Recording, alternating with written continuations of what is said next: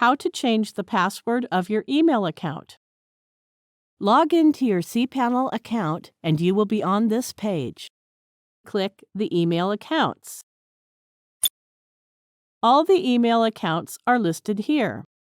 Now click the Manage button on that particular row of email account whose password you want to change. You can either enter a new password manually or generate a password automatically. You can click the More icon to select Password Complexity Settings. cPanel generates a new password using that setting. To generate the password automatically, click the Generate button. Then copy and save the generated password.